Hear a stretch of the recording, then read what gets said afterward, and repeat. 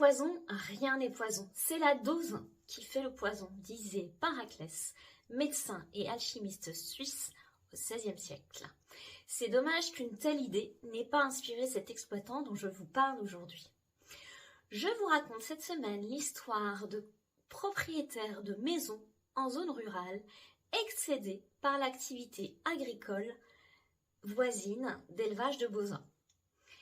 En 2009, un éleveur de bovins décide d'agrandir son activité.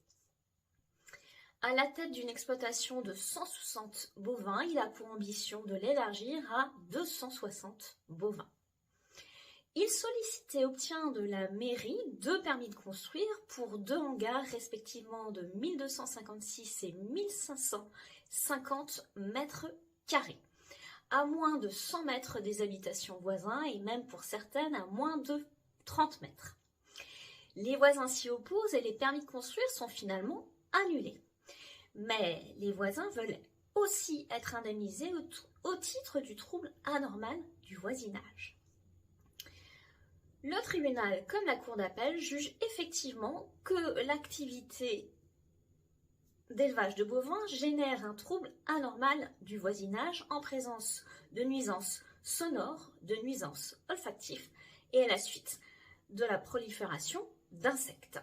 L'exploitant est condamné au versement de dommages et intérêts aux 6 plaignants à hauteur de 110 000 €. Mécontent, l'exploitant forme un pourvoi en cassation. Il soutient tout d'abord que la nature essentiellement rurale de l'espace où il poursuit son activité agricole traditionnelle d'élevage exclut l'anormalité des troubles allégués. Et il ajoute que l'article L110-1 du Code de l'environnement dispose que les espaces, les ressources, les milieux terrestres et marins, les sons et les odeurs qui les caractérisent font partie du patrimoine de la nation.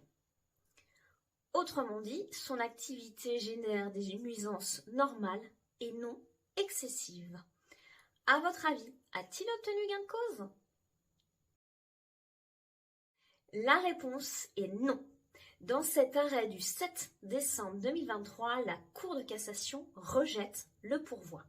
Elle indique tout d'abord que l'article L110-1 du Code de l'environnement, visant à définir et protéger le patrimoine sensoriel des campagnes françaises, n'a pas pour effet ou pour objet d'exonérer les exploitants agricoles de la responsabilité encourue au titre des troubles anormaux du voisinage.